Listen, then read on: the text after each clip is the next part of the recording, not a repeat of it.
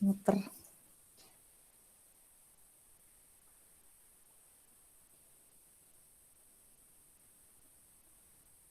Baiklah, selamat pagi semuanya. Selamat pagi semuanya. Pagi. Semoga kabarnya baik-baik saja yang jauh di sana ya, karena kita perkuliahan daring. Nah, sehingga harapannya setiap mahasiswa untuk tetap menghadiri perkuliahan tepat waktu. Baiklah, terima kasih sudah bergabung di mata kuliah ini. Nah, minggu ini atau hari ini kita akan masuk ke minggu keempat. Baiklah, untuk minggu keempat ini kita akan belajar tentang teori lokasi. Nah, berbicara teori lokasi, tentu di benak Anda, kenapa kita harus mempelajari lokasi gitu ya? Emang ada teorinya atau tidak gitu ya? Tentu saja ada teorinya, ada beberapa teori. Nah, harapannya dari teori ini bisa Anda gunakan sebagai bahan pertimbangan ketika akan melakukan perencanaan pengembangan kawasan dan dalam menentukan lokasi yang strategis ya. Baiklah. Nah, sebelum kita masuk ada beberapa teori lokasi, tentu saja kita harus mengetahui landasan dari lokasi tersebut adalah ruang. Nah, apa itu ruang ya? Ruang adalah permukaan bumi baik di atas ya ataupun di bawah sepanjang manusia masih dapat menjangkaunya. Artinya, Bu, di sini ketika orang di bawah laut, ketika kita masih menjangkaunya, itu merupakan bagian dari ruang. Ketika kita di luar angkasa gitu ya, ketika kita masih menjangkaunya, maka itu adalah ruang. Oke, kelas ini yang Ibu tempat mengajar adalah ruang. Tempat Anda duduk untuk mengikuti mata kuliah ini adalah ruang. Oke, nah studi lokasi ini adalah suatu kedekatan atau jauhnya satu kegiatan dengan kegiatan lainnya dan dampak atas kegiatan karena lokasi yang jauh atau dekat. Jadi bahwa di dalam nanti kita menentukan sebuah lokasi tempat kita melakukan kegiatan, ya kita harus melihat dari sisi jarak, yaitu apakah lokasi yang akan saya melakukan aktivitas atau kegiatan jaraknya jauh apa dekat dari misalnya dari tempat pemukiman. Misalnya kalau Anda ingin berjualan, berdagang, membangun sebuah pasar gitu ya. Ada sebuah pasar misalnya contoh Landung Sari. Nah, Landung Sari ini kenapa Landung Sari itu sangat ramai gitu ya. Landung Sari ini sudah beberapa kali, pasar ini sudah beberapa kali dipindah lokasinya. Dan ternyata sudah setahu saya 3 atau 4 kali dipindah ya oleh pemerintah setempat, tetapi ternyata Landung Sari ini banyak pembelinya ketika berada di dekat pemukiman dengan berada di jalan, bukan jalan besar gitu ya. Kalaupun di jalan besar, selain kalau jalan besar berarti untuk orang menjual, menyewa tempat itu sangat mahal gitu ya. Dulu Landung Sari ini berada di pasar modern yang ada di Noyo gitu ya. Karena pemerintah ingin kawasannya lebih bersih, sehingga dibangunlah dengan gedung yang cukup baik gitu ya, dengan bentuk seperti yang Anda lihat sekarang. Tetapi nyatanya masyarakat, apalagi pedagang kecil, tidak mampu membayar misalnya sewaan, sehingga mereka tidak ada yang mau berjualan di lokasi tersebut. Kalau kemudian dipindah di Merjosari. Nah, pernah pindah di Merjosari, itu laris gitu ya, karena memang berada di jalan kecil, jalan pemukiman gitu ya. Kemudian tetapi sepertinya di sana itu mungkin pemerintah menyewa ya. Kemudian akhirnya dipindah lagi ke Landung Sari, dan sekarang itu ya kita lihat bahwa Anda tahu juga mungkin yang pernah tinggal daerah sini untuk berbelanja Landung Sari itu laris gitu ya. Lokasinya strategis untuk orang-orang, misalnya yang pertama jaraknya dekat dari tempat tinggal. Yang kedua, kita tidak perlu biaya yang besar untuk ke sana, cukup berjalan kaki, biaya untuk menyewa juga lebih murah karena mereka tidak bentuk seperti bangunan permanen tetapi bangunan semi permanen. Nah, seperti itu. Jadi lokasi itu menentukan, sangat menentukan untuk kita apakah lokasi ini menguntungkan atau tidak. Ya, itu bisa dilihat dari jarak ya. Sehingga dari jarak ini kita bisa estimasi waktu.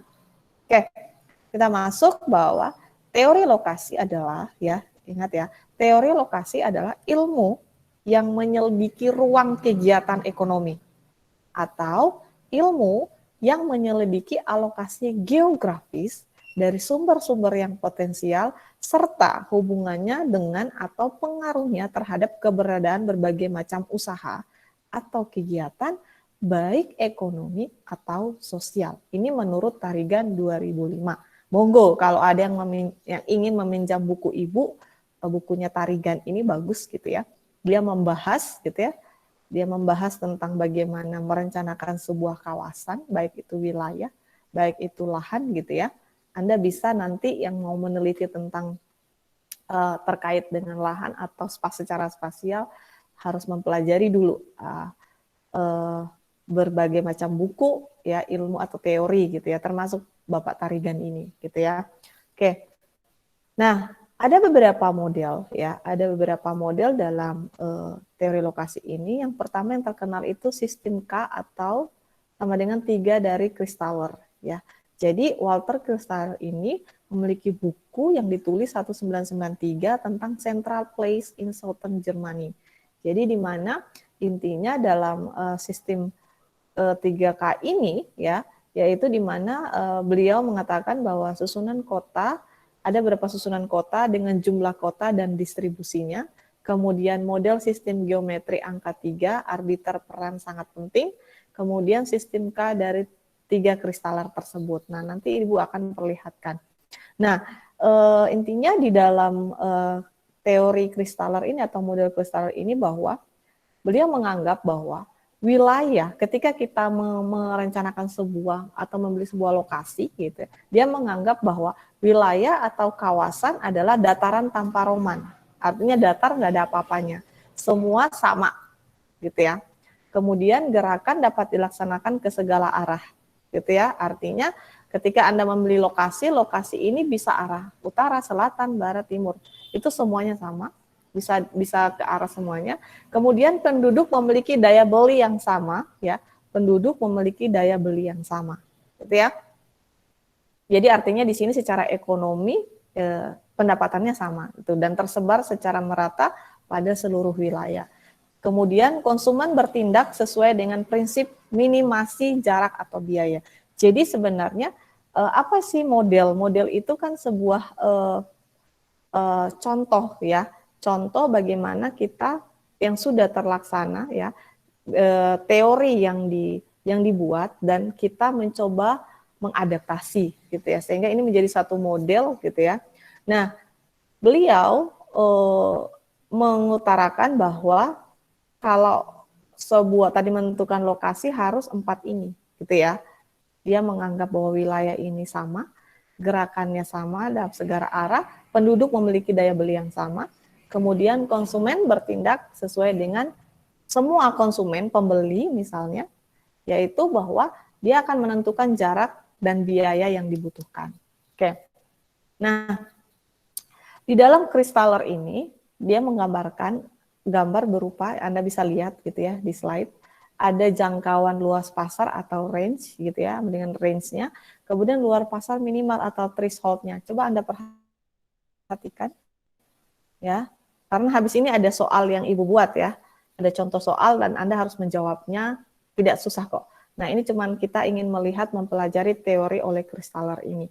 Nah, kita lihat coba, nah jangkauan atau luar pasar ini range-nya, kemudian luas pasar minimal threshold-nya ya. Jadi memang tadi yang disampaikan bahwa sebuah ini anggap saja ini lokasinya, dan titik ini ya, lokasi yang Anda pilih.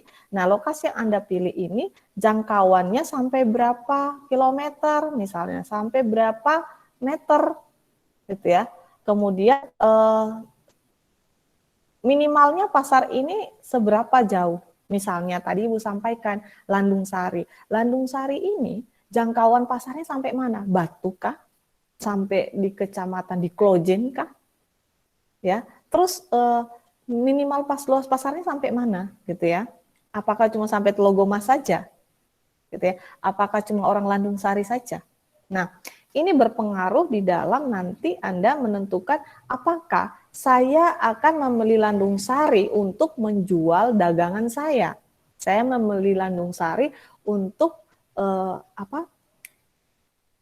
untuk menjual barang-barang saya. Ya, misalnya Anda menjual telur, menjual ini bahan pokok ya, kalau pasar di yang sederhana itu kan bahan pokok semuanya. Nah, apakah menjual peralatan? Apakah ini akan pasarannya sampai mana? Karena kalau terkait dengan luas pasaran, berarti kita akan seberapa besar keuntungan yang saya dapatkan. Gitu ya. Nah, ini ada beberapa contoh. Nah, tolong perhatikan di slide, habis ini harus Anda jawab ya. Nah, ada Kristallery memberikan contoh gitu ya. Harga pasar telur gitu ya. Ini contoh saja, Rp400. Masyarakat terdekat menetapkan 2.000. Oke, coba Anda perhatikan 2.000 ya. Kemudian masyarakat terdekat mendapat 5 telur. Artinya masyarakat terdekat menetapkan harganya 2.000 ya. Kalau harganya 400 dengan yang terdekat loh, misalnya Landung Sari, Kosmu dekat pasar gitu ya, atau dekat sini ada jalan kaki gitu. Jadi tidak mengeluarkan biaya. Nah, itu mendapat 5 telur. Nah, sekarang pertanyaannya, jika masyarakat yang sejauh 1 kilometer dengan ditambah biaya transportasi itu memakan biaya Rp200 per kilometer PP pulang balik.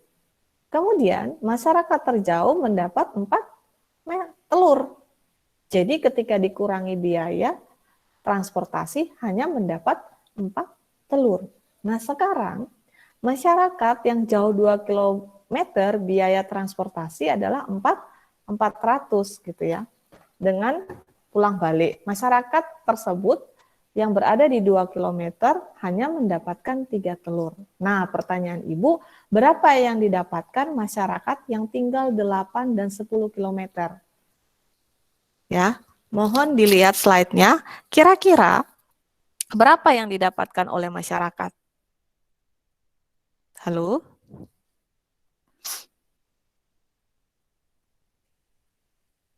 Halo? Coba tolong dijawab dulu ya.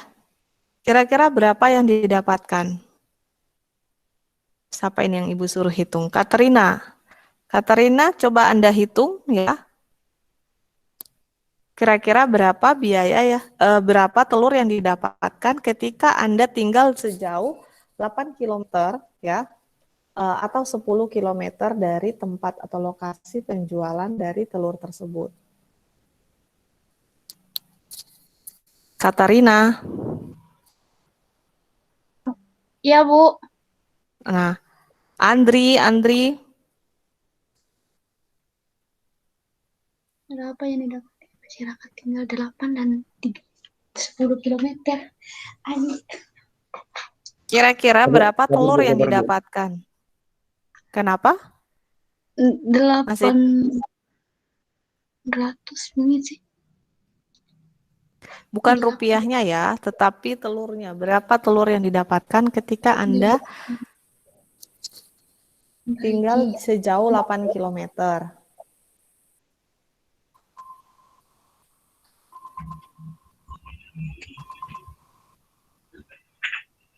Di 80 kan sih.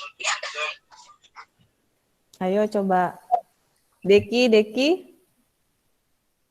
Awal yang biasa dagang biasanya bisa ini. Itu hanya dikurangi gitu loh. Coba. Kan kalau dia kan harganya 2.000. Kalau dikurangi harga pasarnya 400. Karena dia butuh biaya. Kalau misalnya dia tinggal, kalau yang paling dekat kan paling tidak orangnya jalan kaki dong, gitu ya. Nah, sedangkan Masyarakat yang jauh 1 kilometer itu hanya mendapatkan 4 karena dikurangi biaya transportasi Rp200. Ini kan contoh. Nah, ketika dia berada di jauh 2 kilometer gitu ya, maka masyarakat hanya mendapat 3 telur. Iya, karena dikurangi 400, jadi dia cuma dapat 3 telur. Nah, sekarang kalau masyarakatnya tinggal di 8 dan 10 kilometer, apakah mendapat telur masih tidak dapat apa enggak? Enggak, Bu. Enggak ada, 0. Min 0 kayaknya Masian, Bu. Berarti artinya gimana? Berarti benar ya teorinya mengatakan bahwa semakin jaraknya jauh gitu ya, luasan pasar itu semakin kecil gitu ya. Ya. Sehingga kalau Anda mau berjualan misalnya telur di Landung Sari misalnya ini. Kalau misalnya telur yang Anda jual 1.000 biji dalam sehari. Nah, pasarnya ini sampai mana gitu ya? Apakah 1.000 biji itu dengan bahwa orang dengan harga yang sama, dengan pendapatan masyarakat sama, sehingga menganggap ke Landung Sari itu telurnya sama harganya, kita mampu membeli, tetapi jaraknya jauh. Kalau misalnya jauh, misalnya ibu tinggal di Batu, gitu ya, ibu tinggal di Batu, terus harga telur sama gitu, ya saya sebagai orang Batu nggak perlu dong ke Landung Sari, gitu ya. Nah, tapi kalau misalnya satu-satunya tempat hanya ada di Landung Sari, mau tidak mau ibu harus pergi ke Landung Sari, walaupun itu harganya mahal atau sama saja, atau lebih murah, lebih bagus. Nah, jadi jangkauan lokasi itu Anda harus mempertimbangkan pasarnya, bahwa ketika ketika Anda berbuat wisata, kawasan wisata, ya, kawasan wisata yang Anda buat ini, pengunjungnya apakah skala nasional, lokal, atau internasional, gitu ya. Nah, Anda harus sudah merencanakan itu. Oh, Bu, saya pantai, misalnya contoh kawasan pantai. Kawasan pantai saya ini sangat indah, gitu ya. Banyak ada surfing. Nah, kita tahu bahwa kalau surfing itu disukai oleh orang luar negeri, gitu ya. Mungkin kalau orang dalam negeri nggak terlalu tertarik gitu, tetapi kalau orang luar negeri itu sangat tertarik. Nah, sehingga Anda menetapkan bahwa kawasan Anda itu direncanakan sebagai kawasan wisata yang di dalamnya ada aktivitas surfing, sehingga itu menarik peminat orang internasional. Gimana caranya? Ya harus Anda promosi, gitu ya, biar orang luar itu datang, tetapi dengan biaya murah.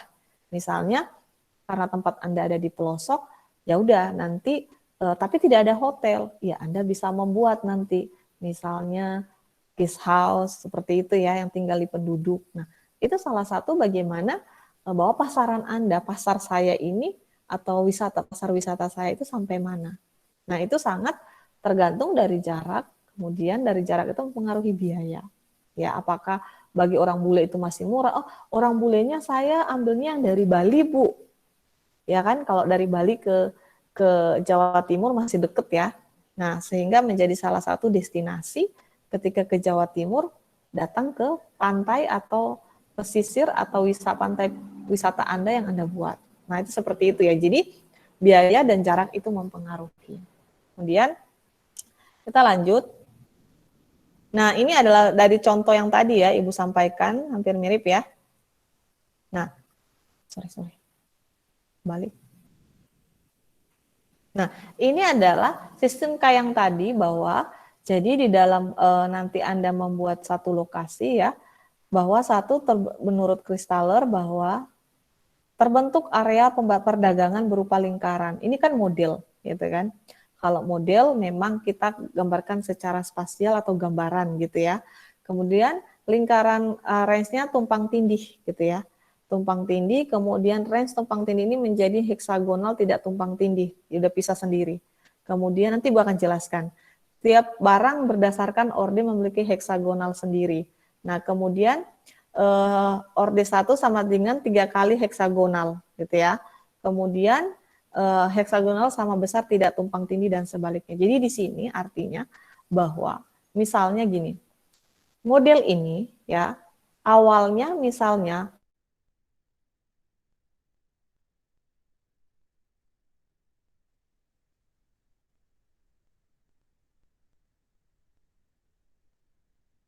ini gitu ya, biasanya satu pasar itu kan Anda berpikir cuma Anda yang menjual, ya kan?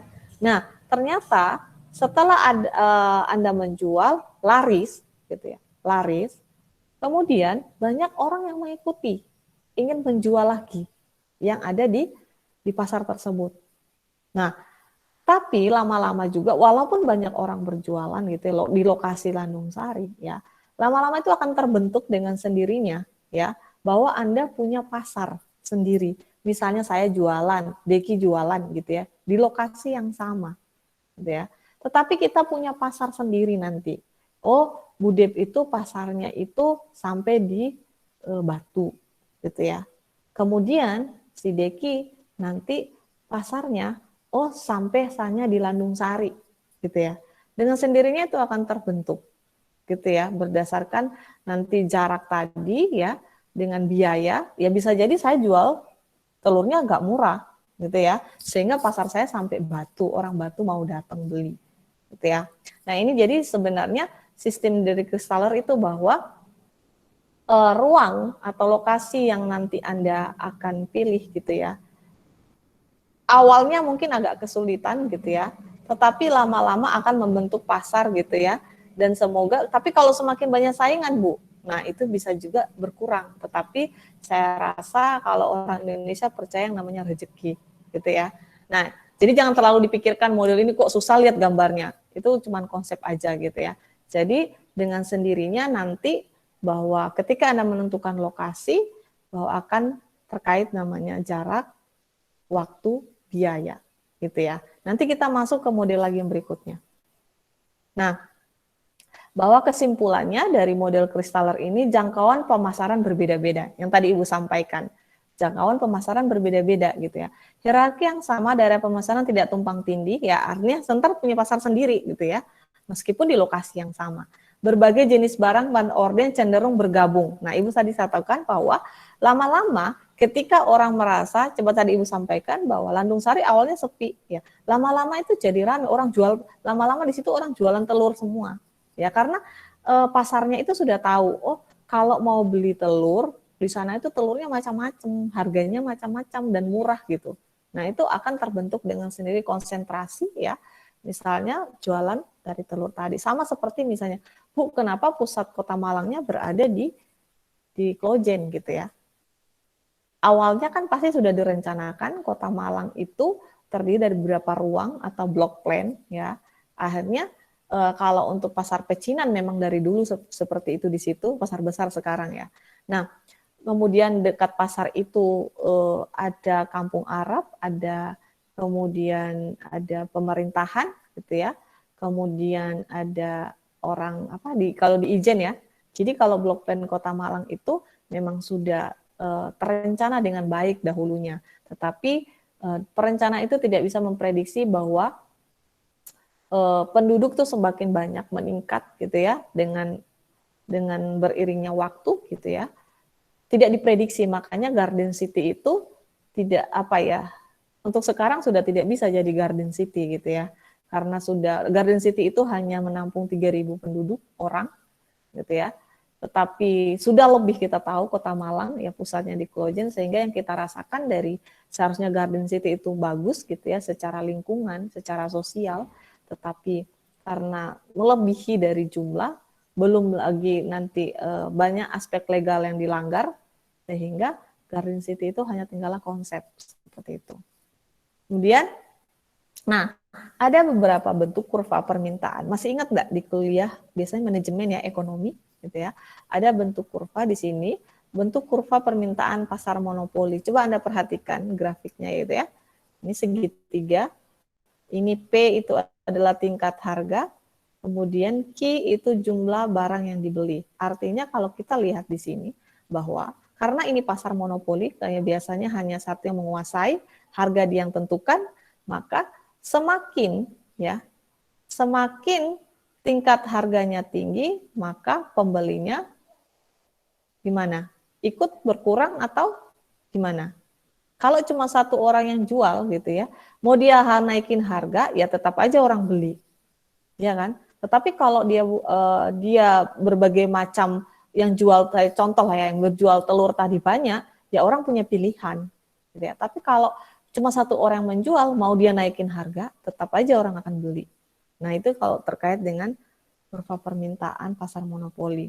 Nah coba Anda perhatikan lagi, ini bentuk kurva permintaan pasar sempurna, gitu ya. Ini adalah tingkat harganya, kemudian ini jumlah barang yang dibeli, gitu ya. Artinya semakin meningkat, karena kita tahu pasar sempurna itu bahwa semua orang ya permintaannya itu harganya bisa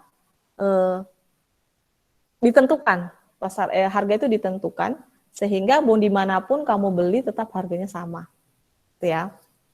Masih ingat yang minggu lalu Ibu sampaikan terkait dengan ada beberapa negara menjadi pedomannya di dalam pasar, seperti kalau misalnya Amerika itu monopoli gitu ya, yang di bagian barat gitu ya, kemudian Rusia itu ada yang sosialis gitu ya, kemudian kalau yang di seperti RRC Cina gitu ya, karena mereka memang punya negara komunis gitu ya, kemudian kita Indonesia termasuk yang demokratis ya, jadi berbeda.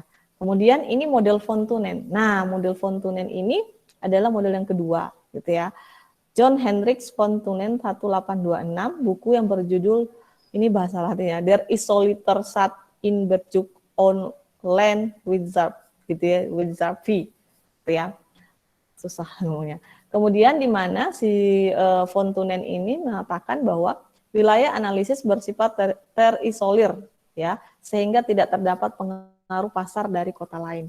Nah, tipe pemukiman adalah padat di pusat wilayah dan makin kurang padat apabila menjauh dari pusat wilayah. Yes, itu benar. Karena Anda tahu, coba perhatikan, Malang kota yang paling padat adalah Klojen, Kecamatan Klojen, karena di situ adalah pusat pasar. Kemudian semua wilayah model memiliki iklim, tanah, dan topografi yang sama. Artinya dia menggambarkan bahwa wilayah itu memiliki iklim baik tanah maupun topografi yang sama. Fasilitas masih primitif, kemudian jarak ke pasar berbeda kecuali kita menyewa tanah. Nah ini menurut von Thunen. Nah menurut von Thunen memberikan contoh ini grafiknya. Gitu ya, ada perbedaan sewa tanah dengan perbedaan jarak. Ada kemudian kita bisa lihat bahwa ada perbedaan sewa tanah dengan kegiatan yang berbeda. Coba kita lihat yang pertama, ya, perbedaan sewa tanah dengan perbedaan jarak. Jadi ketika kita lihat ini, sewa tanah terjadi dari hasil tawar-menawar ya.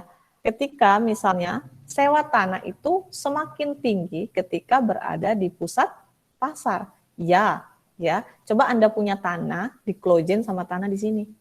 Harganya itu berbeda, ya, karena permintaan pasar itu sangat tinggi, gitu ya, karena pusat kegiatan orang tahu bahwa kalau Anda punya toko misalnya di dekat pusat kota, maka Anda semakin pasarannya itu luas, gitu ya, pasarannya luas, yang sebagai saya penyewa tanah, bahwa saya akan tinggikan misalnya pembangunan rukonya, orang nyewa tinggi harganya, karena permintaannya sangat banyak.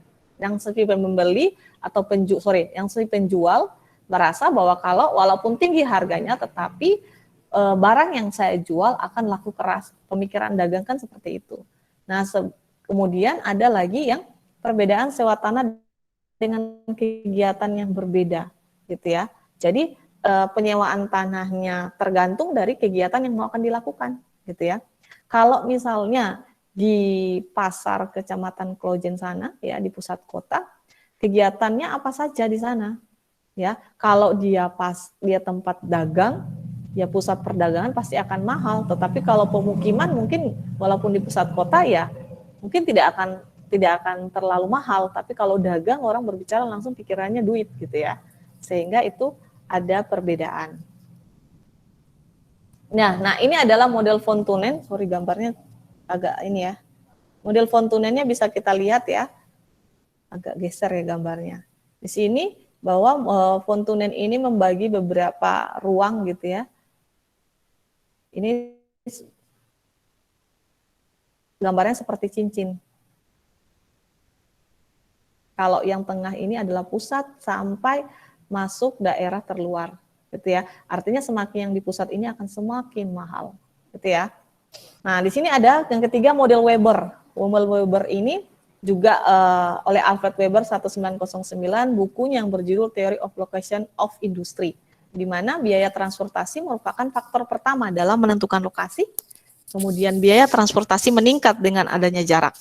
Kemudian biaya transaksi dipengaruhi oleh biaya berat barang, kemudian biaya tenaga kerja adalah faktor kedua. Oke, coba Anda perhatikan dari gambar ini ya, bahwa ini yang T adalah biaya transportasi terendah, kemudian lokasi biaya tenaga kerja terendah yang L. Jadi gini, kalau Anda nanti membuat satu usaha, misalnya contohnya industri atau pabrik, misalnya kita tahu ini di Jawa Timur itu provinsinya di Surabaya. Malang ini adalah kabupatennya. Nah, pertanyaannya, di mana saya akan, kalau saya pengusaha, di mana saya akan membangun pabrik? Nah, karena saya tahu Surabaya adalah pusat provinsi kotanya gitu ya, sehingga pasti pasarannya banyak di sana. Ya kan, secara dagang gitu ya. Tetapi bahan dasarnya, bahan mentahnya itu ada di Kabupaten Malang. Misalnya saya usaha susu, ya pabrik susu. Di Surabaya, kota Surabaya tidak mungkin ada sapi gitu ya sebagai untuk produksinya gitu ya. Ngambilnya pasti melihara ternak sapinya tidak mungkin di Surabaya, pasti di Kabupaten Malang. Nah, tetapi agar pasarannya lebih dekat dengan pusat gitu ya, yang lebih laris ya kalau kita dagang ya, akhirnya saya mengambil atau membeli tanah untuk membangun pabrik susu adalah di daerah Sidoarjo atau Pasuruan. Karena kawasan ini strategis, berada dekat dengan pusat kota provinsi dan berada dekat pusat bahan mentahnya, peternakannya. Tapi saya produksinya di Pasuruan atau Sidoarjo.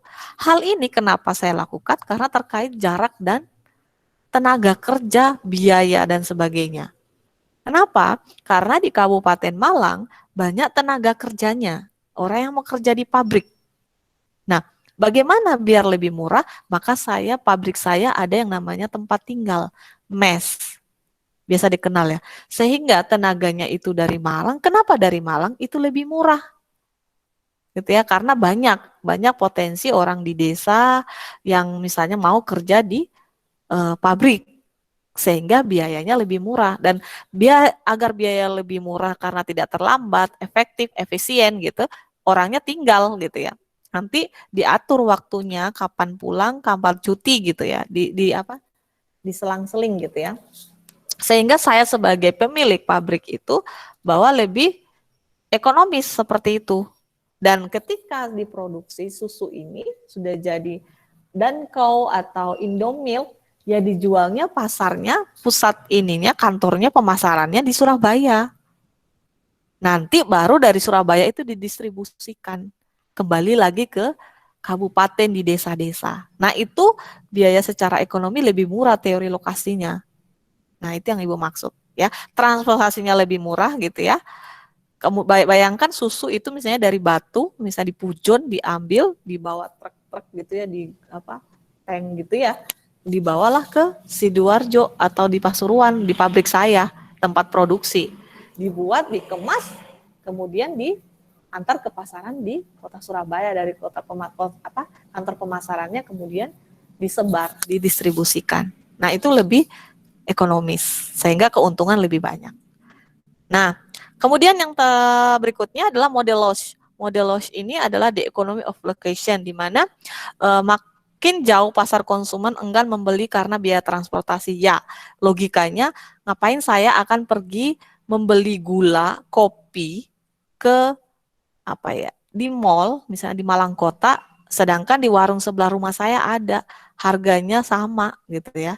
Oke, kemudian lokasi produksi berada dekat pasar. Ya, yang Ibu katakan tadi, saat ini pemerintah melarang produksi di tengah kota. Ya, ya kita tahu bahwa Silos ini mengatakan bahwa pemerintah itu memang melarang satu produksi di tengah kota. Ya, karena akan merusak lingkungan, memberikan pencemaran. Kita tahu pabrik itu punya polusi udara, air, tanah gitu ya. Sehingga tidak diperbolehkan di tengah kota. Kemudian makanya produksi itu berada di pinggiran kota atau suburban biasanya. Nah, dengan membuka pemasaran di dalam kota yang Ibu sampaikan tadi. Kemudian industri merupakan bagian dari kegiatan kota. Nah, oleh karena itu dari berbagai model tadi ya, bisa disimpulkan bahwa ya, kalau model yang baik itu adalah model yang lokasi secara komprehensif, artinya terpadu. Dari tadi beberapa teori yang model tersebut dapat disimpulkan kalau untuk menentukan sebuah lokasi secara terpadu, komprehensif itu terpadu, artinya kita melihat segala aspek gitu ya. Perlu pertimbangan gitu ya, maka diperlukan gabungan pengetahuan dan disiplin. Artinya kita selain pengetahuan kita juga harus disiplin, berbagai disiplin ilmu. Nah, kemudian faktor yaitu bahan baku, upah buruh, jaminan keamanan, fasilitas, penunjang, daya serap pasar lokal, dan aksesibilitas. Nah, ini harus faktor-faktor yang kita pertimbangkan di dalam menentukan lokasi.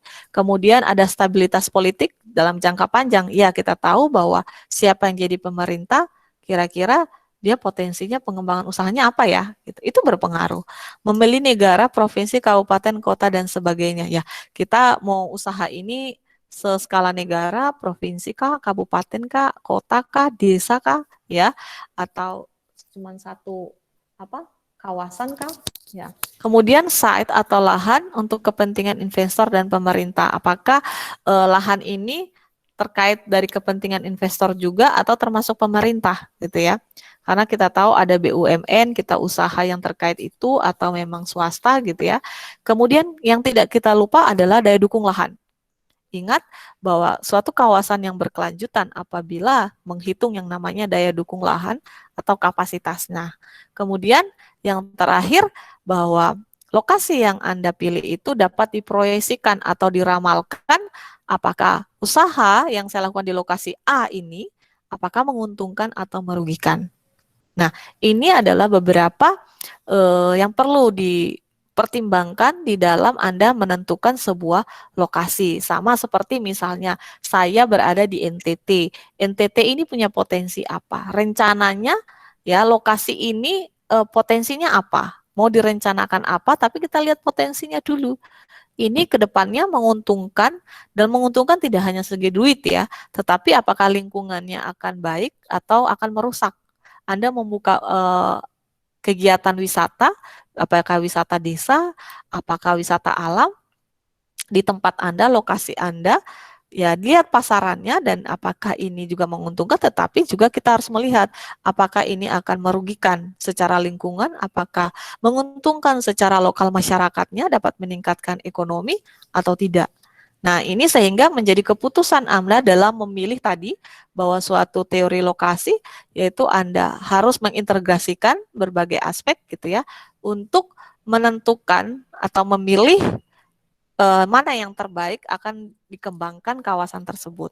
Ya, kegiatan seperti apa. Nah, demikian penyampaian dari Ibu ya. Ini semoga materi hari ini dapat bermanfaat. Tolong materi pertama sampai hari ini dibaca kembali ya. Nanti tugasnya sudah akan saya upload juga di Google Classroom.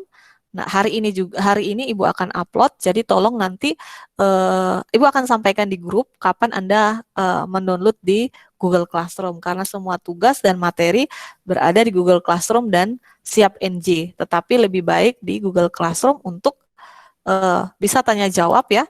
Apabila ada pertanyaan ya, monggo. Tapi karena waktunya ini sudah habis gitu ya. Dan mungkin tadi ada yang baru masuk ya. Ibu ucapkan terima kasih. Ya, semoga materi hari ini bermanfaat. Dan selamat berweekend ya bagi yang mau akan weekend dan mohon maaf sudah menghabiskan waktu Anda ya. Agak lewat ya. Demikian penyampaian dari Ibu. Terima kasih. Sama-sama, Bu. Terima kasih, Bu. Sama-sama, Bu. Terima kasih, Bu. Terima kasih, Bu. Sama-sama. Oh my God.